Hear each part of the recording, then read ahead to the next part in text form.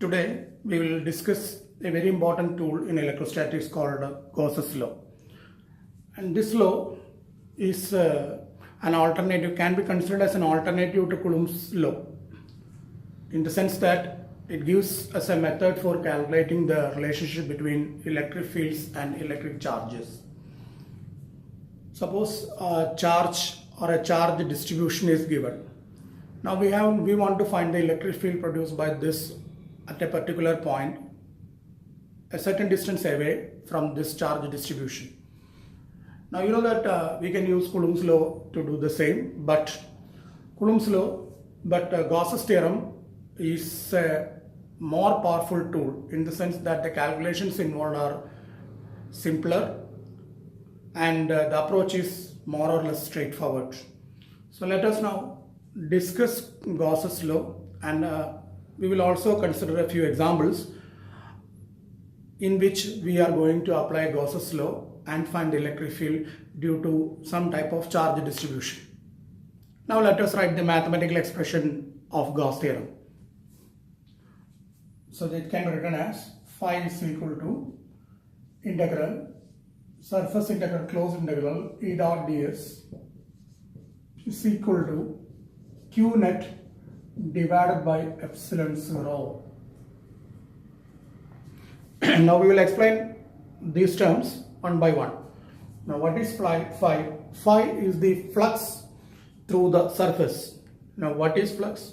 All of you know that the flux through a surface is the total number of lines of volts passing through that surface. So phi is the flux, and this can be written as, this flux can be written as surface integral closed integral E dot ds. Now all of you know is the electric field, and this ds is actually called the area vector. Although in mathematics area is considered as a scalar, we will give it a vectorial nature, and the vectorial nature or the direction of this area vector is always along the outward drawn normal. So if you consider a surface and draw a normal which is pointing outward from the surface, that gives you the direction of the area vector. So this is the area vector, and the dot product of the electric field and the area vector, and that is your flux over the entire surface. That should be equal to the net charge enclosed by the surface. So that is very important. So whenever you are applying Gauss theorem, when you are trying to calculate the flux through any surface, all you have to do is to look inside the surface and see how much charge is and net charge is enclosed by the surface. See, there may be charges outside the surface, there may be charges in the surroundings. You don't have to bother about them as far as the calculation of the electric flux is concerned. So whenever you are calculating the flux, you look only inside the surface and count the total number of charges enclosed by the surface. Clear? So this is the mathematical statement of Gauss theorem. The surface integral of the electric field over any closed surface is equal to 1 by epsilon 0 times the net charge enclosed by the surface. By the way, this surface can also be called as Gaussian surface. So this surface is also called by the name Gaussian surface. Now let us look at some more aspects of the theorem. As I told you, when we are calculating the flux through a closed surface, Gaussian surface, all we have to do is to look at the net charge enclosed within the surface, which means that the charges which are outside the surface may not, or not may not, they will not surely contribute to the flux through the surface. Now let us look at an example. See, we have a Gaussian surface like this, a spherical Gaussian surface, and we have two charges enclosed within, and there are some more charges which are lying outside. Assume that all the charges are positive. Now, when we calculate the flux through this surface, as I told you, the net charge enclosed by the surface is the sum of Q1 and Q2. Now, what about the charges outside? They won't contribute to the flux, but even when they are not contributing to the flux, they will very certainly contribute to the electric field through the surface. So as far as the calculation of the electric field is concerned, we have to consider the charges inside and outside the Gaussian surface. Very clear?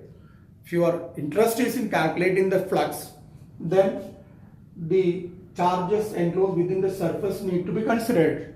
But when you are trying to evaluate the electric field over this surface, all the charges which are enclosed within and outside will contribute to the calculation of the electric field. So another point is, even when the flux through this surface is 0, the net flux through this surface is 0, it means only one thing: the net charge enclosed by this Gaussian surface is 0. Even when the flux is 0, you can have a non-zero electric field over this surface because the charges outside are contributing the electric field. But when you say that the flux through this surface is 0, it means certainly one thing. What is that? The net charge enclosed by the surface is 0, because we have from Gauss's law, phi is equal to q net divided by epsilon 0. So whenever you say that phi equal to 0, it means q net is equal to 0. But it does not mean that the electric field is 0. So even when the flux through this surface is 0, the electric field may not be 0, because to the electric field, the charges outside can also contribute. Clear? So only point is that as the flux becomes 0, the net charge enclosed by the Gaussian surface also becomes 0. Clear? Now let us apply the theorem to find the electric field in some situations. Electric field due to a charge distribution. So we have a non-conducting sphere in which the charges are distributed uniformly within its volume. Now the difference between a conducting sphere and insulating sphere is that in the case of the conducting sphere, all the charges will remain only on the surface, whereas here the charges are distributed uniformly within its volume. So we have an electric field which is remaining inside the sphere. So we want to find the electric field at a point P, say at a distance r from the center of the sphere. So the center of the sphere is marked as O. I want to find the electric field at a point P which is at a distance small r from the center of the sphere.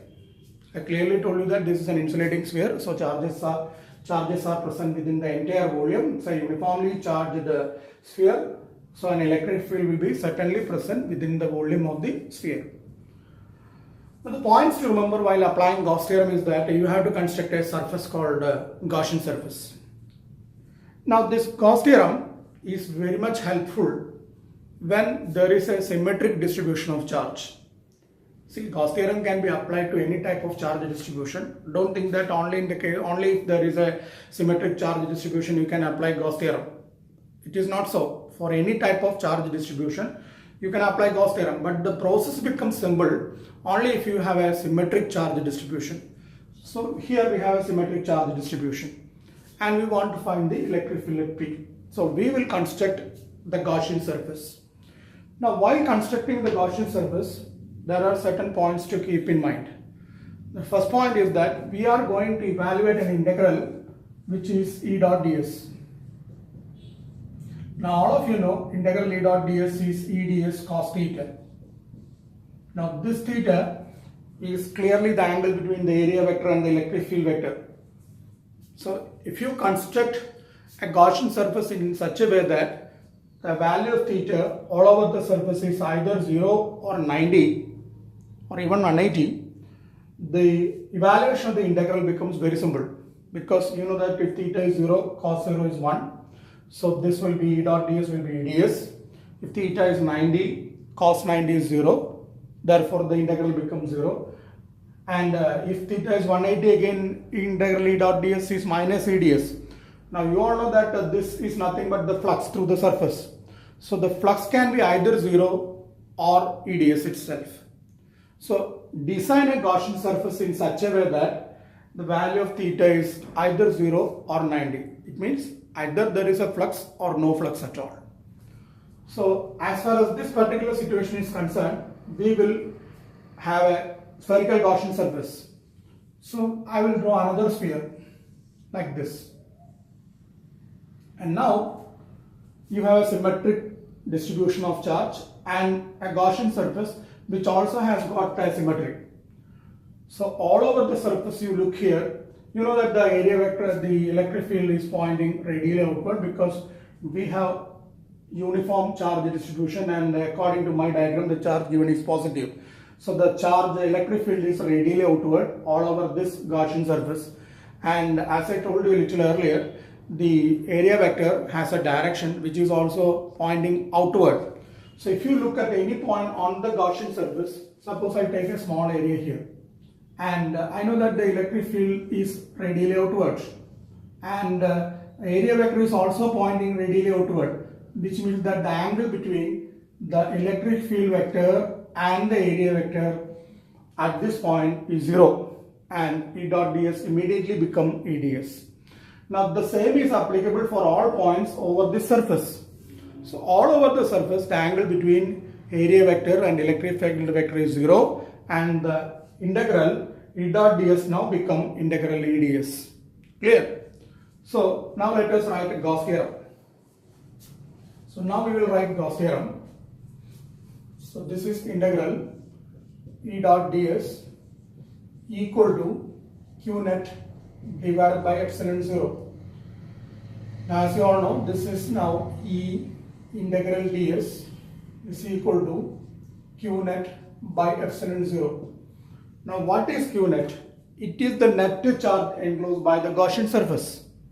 Our point where we are going to evaluate the electric field is situated on the surface of the Gaussian surface, and the Q net is the net charge enclosed by the Gaussian surface. So now we have to calculate the net charge enclosed by the Gaussian surface.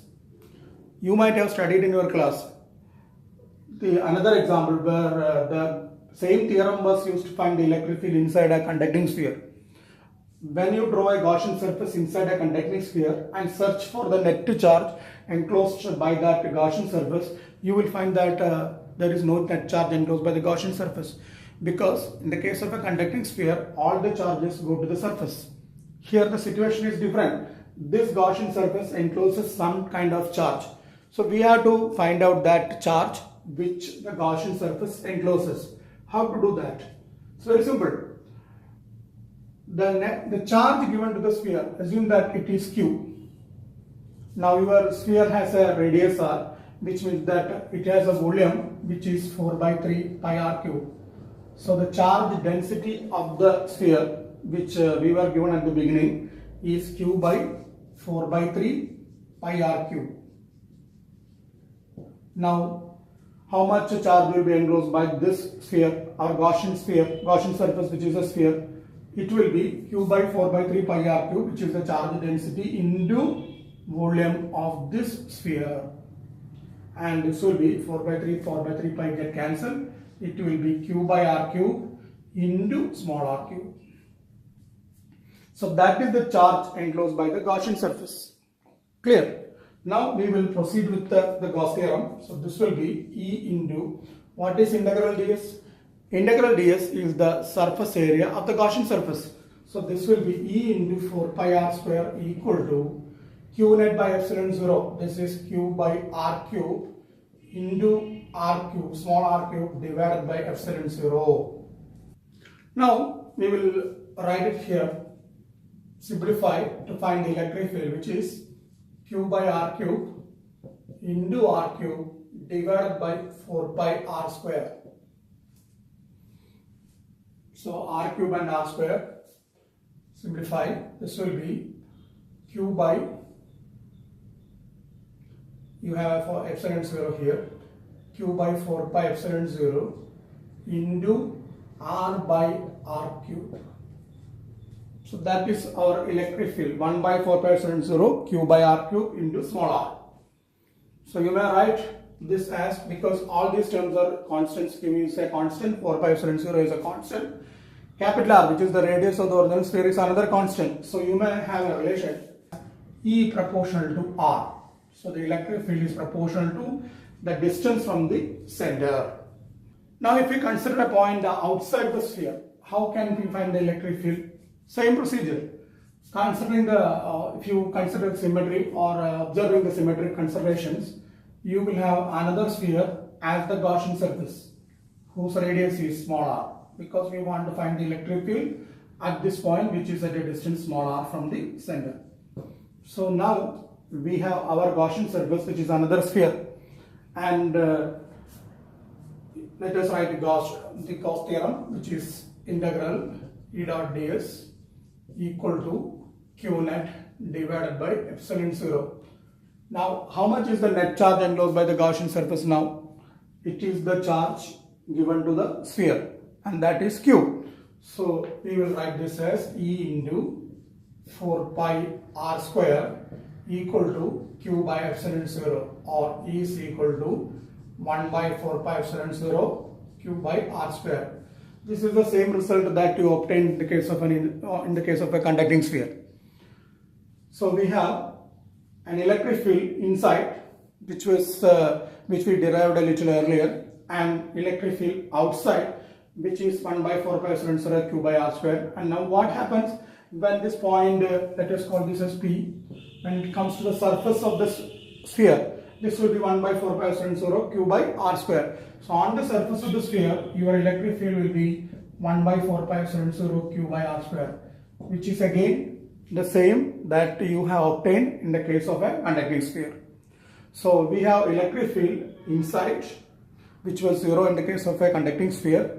On the surface 1 by 4 pi epsilon 0 q by r square, and outside you have E equal to 1 by 4 pi epsilon 0 q by r square, small r square. And what is that small r? It is the distance of the point from the center of the sphere.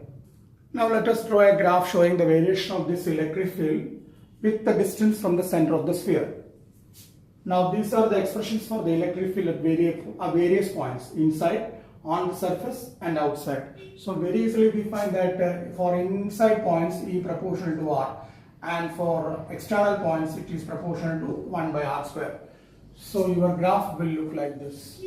From the center to the surface it's a straight line. This is E and this is R, and beyond the surface you will get a graph like this.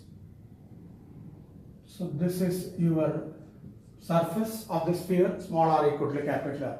So this graph shows the variation of the electric field as one moves away from the center of the sphere to the surface and beyond. Clear? In the case of a conducting sphere, there was no electric field inside. Now, how did you draw the electric field due to a conducting sphere? What was the shape of the sphere? What was the shape of that graph? That graph looked like this. There was no electric field up to the surface, and beyond the surface it was like this. So the difference between the electric field due to a conducting sphere and insulating sphere lies in the fact that in the case of the insulating sphere, there is an electric field from the center to the surface, whereas such an electric field does not exist inside a conducting sphere. So for an insulating sphere, there is an electric field inside as well as outside, but for a conducting sphere, the electric field exists only on the outside. The inside of the conducting body, there is no electric field at all. For any conducting body under static condition, the electric field inside is 0.